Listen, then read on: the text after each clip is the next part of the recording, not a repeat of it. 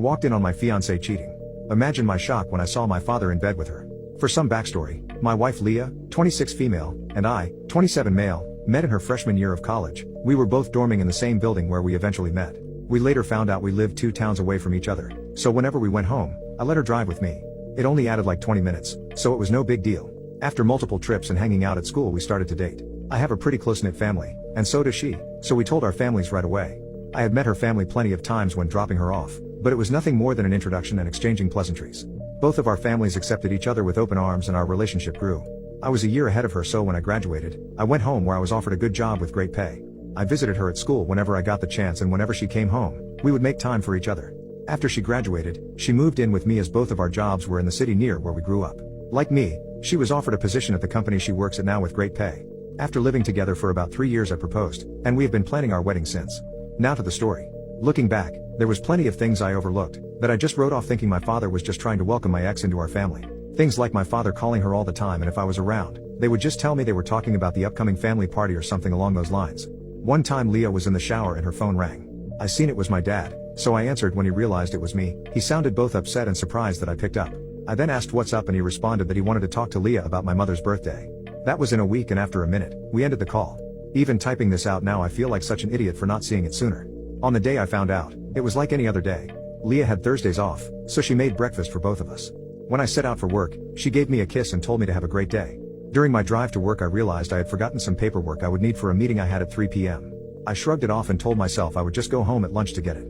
Leah texted me throughout the day talking about all the casual stuff a couple talks about, like what do you want for dinner, I did the laundry, do you want me to hang it up for you, blah blah blah.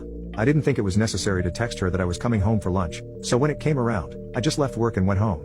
When I got home, I noticed a car that looked like my father's in our parking lot, but I didn't think anything of it and just parked and went into our building. When I opened the door, I was met with a scene out of a movie where a man comes home early and catches his spouse cheating. Such a cliche. There was a trail of clothes, both his and hers, leading to my bedroom, and the sound of faint noises echoed through my apartment. I stood at the door in utter shock. My brain was a mix of rage, sadness and disgust, but if you were a fly on my wall, you would see what looked like a statue. I just couldn't move. When I finally snapped to, not knowing how much time had passed, I took out my phone to record. I picked up all the clothes that were on the floor and threw them into the hall of the building. After, I filmed the walk to my bedroom. The door was open. I stood in the doorway filming for about a minute and then flipped on the lights. They both jumped at the sudden light and looked at me, and to my utter shock, it was my father in the bed with her. After the initial stun, my father noticed I was recording and started to panic, trying to find anything to cover himself and telling me to stop recording. He found a towel and wrapped it around himself and started to walk toward me. I told him if you don't want to get hurt, stop coming to me. He either didn't care or didn't hear me and reached for my phone. I hit him square in the jaw. His head bounced off the door and slumped to the ground. Leah shrieked.